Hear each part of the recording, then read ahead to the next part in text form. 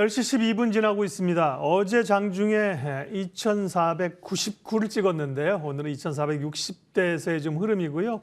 외국인들이 오늘 좀 팝니다. 외국인들 좀 숨고르기죠. 거침없이 샀었는데요. 시장도 조금 눈치 보기인데 오늘 10시에 시황에서는 IBK 투자증권 영업부 박근영 부장님과 함께하겠습니다. 어서 오십시오. 네, 안녕하십니까. 오늘 주제는 다가오는 XR 시대에 대비하자. 그러면서 이제 IT 쪽에 주목할 내용들, 기업들 볼 겁니다. XR 얘기하기 전에 일단 국내 증시의 흐름들이 최근에 좋고요. 전반적으로는 숨고르기 양상 같은데 연속성, 추가적인 상승이 좀 있을까요? 어떻게 보시는지요? 네, 단기적인 부분으로서는 201선 위치가 되어 있는 2,480에서 2,500 규모의 코스피 자리가 단기 부담이 좀 될 수 있는 자리입니다. 이 부분에서는 아마 눌림목 내지는 좀 쉬어가는 구간이 나올 수 있는 가능성이 있는데 말씀하셨듯이 최근에 거침없이 외국인들이 사기 시작했습니다만 오늘은 현재 코스피 기준 한 2,400억 정도 수준까지 아침 시간치고는 꽤 물량을 조금 내고 있는 부분이 분명히 있는 상황입니다. 최근 들어서 외국인들이 9월달 이후로 10월달, 특히 10월달에는 3조 원 정도 매수를 했는데 최근 들어서 차이라런, 그러니까 우리가 이야기했던 관련된 부분에 대해서 이 중국이나 대만 쪽 관련된 수급들이 좀 빠져나오면서 일부 텍사스 교직원 연금 이런 부분들이 이제 리밸런싱을 한다 이런 소문이 들렸죠. 여기에 따라 텍사스 연금 관련된 부분들은 국내 수입 관련해서 외국인 수급이 한 8천억 정도 유입 가능성이 있다고 이야기가 되고 있는데요.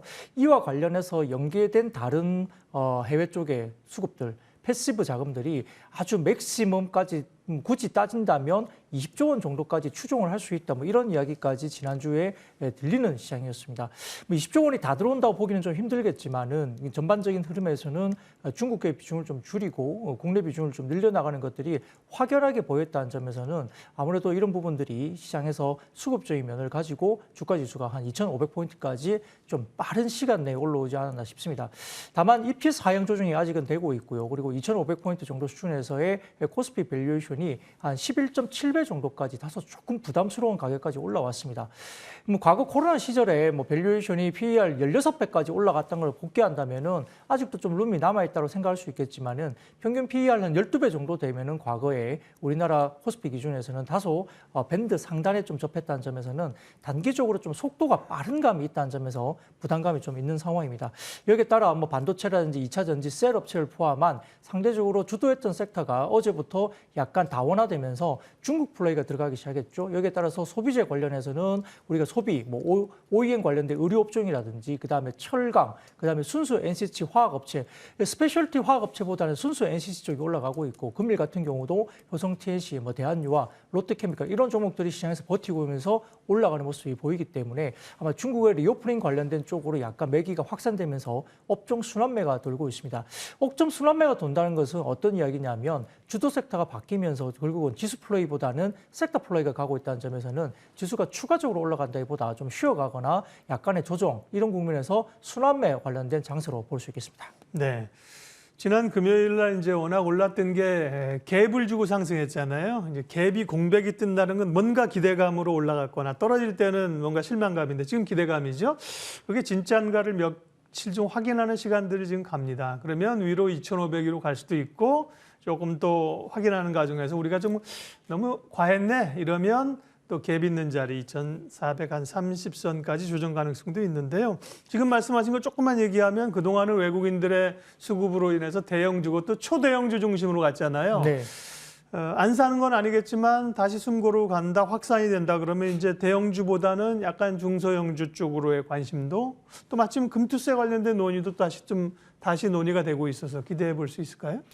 금투세 관련 이슈는 사실 대형주보다는 중소형주 이슈이기 때문에 금투세가 좀 유예되거나 올해 진행이 안 된다고 한다면은 사실은 단기적으로는 지금 중소형주들의 모멘텀이 수급 쪽으로 될 가능성이 높습니다. 다만 제가 서두에 말씀드렸듯이 텍사스 교직원 연금이 쏘아 올린 자그마한 공이 지금 글로벌 자금의 이동을 설명하는 것이고요. 그리고 타이거 글로벌 같은 글로벌 펀드 같은 경우도 중국을 실질적으로 신규 추가하지 않겠다. 그리고 비중 축소를 하겠다고 이야기를 했기 때문에 이와 관련된 플레이가 결국은 글로벌 마켓 자금들이 한국으로 좀 쏠리는 분위기입니다. 이렇게 따라 아까 말씀드렸던 맥스 시장에서의 추종 자금, 패시브 자금이 20조 원에 달할 수 있다는 평가까지 나오고 있는 마당이기 때문에 그렇다면 이 패시브 수급은 종목이나 수급들 밸류에이션 확인하면서 사지는 않습니다. 시장을 사게 되고요. 그렇다면 결국은 대형주 중심의 매매가 들어갈 것이고 전반적으로 봤을 때 코스피와 코스닥을 나눠 봤을 때 네. 4분기 전체 코스피와 4분기 전체 코스닥을 나눠 보면 코스닥 전체로 봐서는 아마 4분기에는 영업이익단이 일시적인 비용 부분들에 관련된 이슈가 있으면서 코스닥 전체 이익은 아마 영업이익이 마이너스권으로 돌아설 가능성도 있습니다. 특히 4분기 중소형주들은 아마 일회성 비용 반영이 꽤 높기 때문인데요. 그렇다 보면 실적 측면에서나 그다음에 수급적인 측면에서 글로벌 자금이 현재는 우리 시장을 끌고 가는 자금의 주체는 외국인이라고 볼 수 있겠고 기관보다는 외국인이 끌고 가는 시장이라면 패시브 자금의 성격이 들어온다 봤을 때는 아직까지는 대형주 중심의 주가 플레이가 충분히 가능한 종목이다 볼 수 있겠습니다. 사실은 뭐 중소형주, 대형주로 나누는 것도 이제 이분법입니다. 성장주냐 가치주냐도 이분법이고 그거보다 시장은 보다 더 정교해지고 다른 흐름들로 갑니다만 어쨌든 그리 나눠보면 대형주 쪽에 조금 더 수급상의 그 영향력들이 긍정적 요인이 더 있다는 거고요. 오늘 주제 얘기하고 있습니다. XR 시대가 다가온다. IT를 주목하자는 건데 XR 시대라고 하는 게 뭔지 XR을 왜 얘기하시는 건지 또 관련된 IT 영향은 어떤 것들이에요? 네, 우리가 과거 생각해 보면 참 재밌는 뭐 역사를 가지고 있죠. 뭐 예를 들어 우리가 터치 스크린 같은 경우도 일부 관공서나 뭐 약간 보였던 아니면 삼성과 같은 IT 관련된 큰 대기업의 뭐 로비에 가면 잠깐 뭐 희한하게 터치 스크린이 있었던 기억인데 그게 대중화까지 가는 시간은 굉장히 빠르게 전개됐고요. 그리고 최초에 뭐 스마트폰이라고 나왔을 때 이게 중간에 뭐 옴니아 같은 뭐 스마트폰도 국내에 잠깐 나오긴 했습니다만 스마트폰이 뭐야 이랬다가 느닷없이 스마트폰이 뭔가 진입을 하면서 굉장히 시장을 다 바꿔버리고요. PC 시장이 죽어버리는 그런 어떤 태블릿이나 이런 것들이 나오면서 소위 메가 트렌드의 변화가 있었죠. 네, 근데 그 속도는 진입한 이후에 굉장히 빠르게 진입을 하기 때문에 그 성격을 굉장히 IT 쪽에 바꾸게 되는 상황입니다. 아마 내년 글로벌 스마트폰 출하량 같은 경우도 시장이 좀 기대하는 부분이 있을 수 있겠지만은 시장에서는 오히려 내년 출하량을 12억대 수준으로 오히려 올해 대비로도 4.4% 감소할 것으로 보는 분위기입니다. 아마 고가 트렌드보다는 중저가가 더 안 팔린다고 보는 것 같고요. 이런 부분에서 과거의 스마트폰 시장이 2010년대 PC와 유사한 중장기 출하량 침체 트렌드로 갈 가능성이 높다라는 분석이 나오고 있는 상황이에요. 그래서 글로벌 PC 출하량은 2011년도에 약 3억 6,500만 대 정도 PC를 예전에 팔았는데요. 2018년 기준으로는 2억 6천만 대를 기록하면서 8년 연속 감소세가 계속 나왔습니다.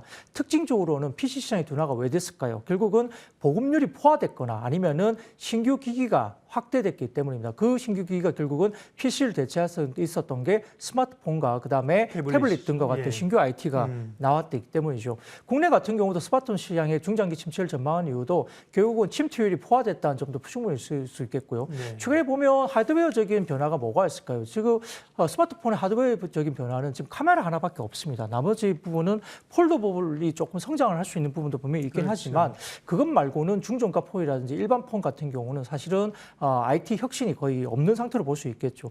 여기에 따라서 지금 업체별로 본다면은 삼성전자나 특히 중화권 업체들이 굉장히 침체를 겪을 가능성이 지속될 가능성이 높고요.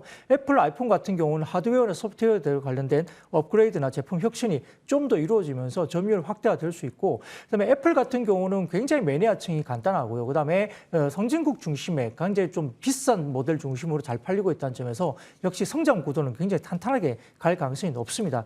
그리고 지금 소프트웨어 같은 경우도 안드로이드 같은 경우는 구글에 의존할 수밖에 없는 구조인데요. 구글의 대응이 최근에 굉장히 적극적이지 않습니다. 소프트웨어 관련된 업그레이드가 적극적이지 않다는 점에서 안드로이드 진영이 상당히 좀 불리하게 진행되고 있고 OS 관련된 부분들이 아마 애플 쪽의 OS가 훨씬 더 적극적으로 대응을 하면서 아마 중저가나 그다음에 이머징 마켓 판매 비중이 상당히 낮은 매크로 환경이 취약하게 갈 수밖에 없는 상황이기 때문에 애플과 관련 쪽이 좀 더 지속적으로 상당히 좋은 비중이 나타날 수 있다 이렇게 볼 수 있습니다. 여기에 따라 애플 판매 비중이 높은 업체들의 중장기 성장성이 상대적으로 양호할 가능성이 높고요. 그다음에 카메라 모듈이라든지 그다음에 디스플레이 측면에서 꾸준한 업그레이드가 하드웨어적으로 나올 수 있기 때문에 아마 관련 업체들의 평균 판매 그 부품의 단가도 올라가는 효과가 있기 때문에 애플 쪽 관련된 서플라이 체인 같은 경우는 상당히 긍정적으로 좀 바라볼 필요가 있겠고요.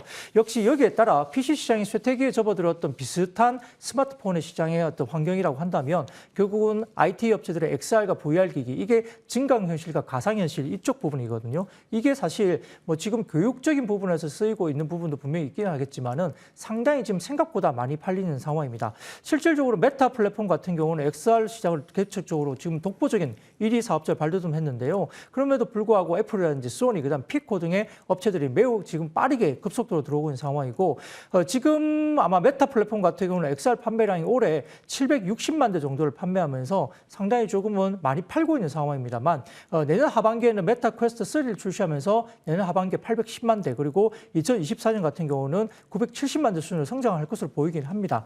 다만 과거에 우리가 보면 아이폰이라든 이런 거 나오기 전에 스마트폰 같은 경우도 블랙베리가 스마트폰 시장을 개척을 했는데요. 네. 그 뒤에 애플의 아이폰이 출시되면서 스마트폰의 기준이 완전히 바뀌어 버렸죠. 그래서 최근에 메타 플랫폼은 XR, VR 시장의 개화를 이끌었다면 그 뒤는 결국은 애플 쪽이 이끌 것으로 보이는 상황이고요. 여기에 따라 아마 디지털 리얼리티 이런 곳으로서 애플 리얼리티 명칭으로 아마 내년 1분기 정도 애플이 실질적으로 물건을 내놓을 가능성이 크다고 보고 있고 초도 물량은 70만 대 수준으로 조금 낮게 형성될 가능성이 높지만 아마 급속도로 침투율이 높아지면서 아마 애플이라든지 그다음에 아까 말씀드린 소니, 그다음에 피코 이런 종목들이 상당히 조금은 메타 플랫폼의 점유율을 독식하면서 왔던 부분들을 바꿀 수 있는 지형이 된다 이렇게 볼 수 있겠습니다. 알겠습니다. 제가 추임새를 넣으면서 말을 좀 끊었습니다. 기업 얘기를 해야 되니까. 예. XR, 확장 현실, 그러니까 Extended Reality인데요. E가 아니라 이제 Extended X를 따서 확장 현실입니다. 그러니까 스마트폰 시대에서 XR 시기로 IT의 메가 트렌드가 변한다. 네. 초기에는 큰 트렌드를 얘기하면 뭐래? 이럽니다. 이제 지나고 나면 이제 그게 이제 생활 속에 들어올 텐데. 그래서 큰 메타와 애플의 그 양대 플랫폼이 있는데 메타가 선두지만 결국은 이제 애플이 그 시장의 선두가 될 것이라고 말씀을 하셨고요. 보면 이제 디스플레이도 있고 기기도 있고 콘텐츠도 있고 여러 가지 분야들이 있습니다. 아까 표를 보여주셨고요. 그러면 이제 다가오는 XR 시대 IT 가운데서 우리가 주목해 볼 기업 하나를 또 선정을 해야 되는데요. 어떤 걸 오늘 말씀하실 겁니까? 사실 말씀드렸던 메타 퀘스트 3 같은 경우는 뭐 내년 정도 뭐 하반기 나오면은 그 뒤로부터는 성장세로 접어들면서 1,730만 대 정도 판매될 걸로 보는데요. 이게 메타 관련된 우리가 뭐 이렇게 기기로 본다면 이렇게 해녀들이 이렇게 물질하실 때 쓰는 있던 뭐라 그럴까요? 수경 같은 굉장히 커서 이거 누가 과연 쓰나 할 정도지만은 지금 판매량이 글로벌 1,000만 대 수준입니다. 작은 물량이 아니죠. 1,000만 대 수준 정도의 수준이면 어느 정도 수준이냐면 여러분들이 지금 귀에 많이 꽂고 다니는 애플의 그 이어폰 아이팟. 있죠. 아이팟.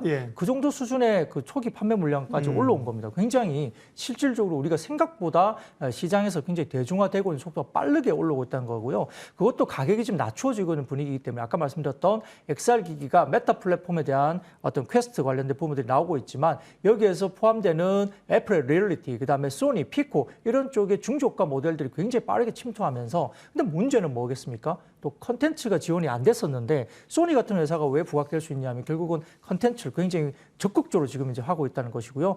삼성전자나 중화권 업체들 마이크로소프트 그다음에 구글도 2024년 신규 VR, XR, HMD라든지 AR 기기 출시가 확실하게 지금 공언이 되고 있기 때문에 시장 점유율 확대는 본격적으로 24년은 굉장히 폭발할 가능성이 큽니다. 그러면 23년 시기에 아마 이 관련된 서플라이 체인 같은 경우는 상당히 주가가 주목을 받을 가능성이 높다 볼 수 있겠고요. 컨텐츠 비중이나 이런 부분들 봤을 때는 우리가 관련된 종목을 이야기하면은 관련된 장비, 그러니까 디스플레이 같은 경우는 올레도스라는 디스플레이가 들어갈 수밖에 없는데 관련된 장비를 납품한 이력이 있는 업체들 같은 경우는 APS 홀딩스라든지 그다음에 봉지 관련 공정 소재 납품 가능성이 있는 이녹스 첨단 소재 그리고 올레도스용 증착기를 납품할 수 있는 소닉 시스템도 있고 최근에 카메라 모듈 센싱 관련된 부분에서는 뭐 삼성전기나 그다음에 FPC 관련된 누플렉스 그다음에 여러 가지 카메라 센싱 카메라용 감사 장비 하이비전 시스템 나무가 이런 종목도 이야기될 수 있는데 그럼에도 불구하고 지금 제가 개인적으로는 LG 이노텍이 가장 좋아 보이는 모습입니다. 관련해서 이제 전해주고 싶은 내용이 많으십니다.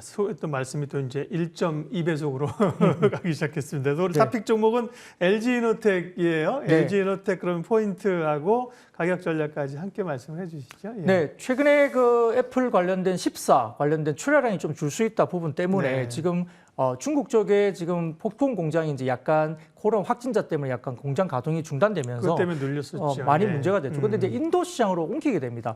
인도에도 폭스콘 공장이 있는데 지금 현재 애플 아이폰 14의 출하의 4에서 5% 정도밖에는 차지하지 않고 있고요. 이게 4에서 50%까지 인도 공장이 늘어날 거로 보고 있고 빠르게 지금 전환하고 있습니다. 네. 그러니까 중국의 폭스콘 공장에서 인도의 폭스콘 공장을 빨리 공정 전환하고 있기 때문에 아마 프로 모델 중심으로 상당히 많이 출하량이 4분기 잠깐 주춤할 수 있겠지만 1분기부터 대폭적으로 늘 가능성이 크고요.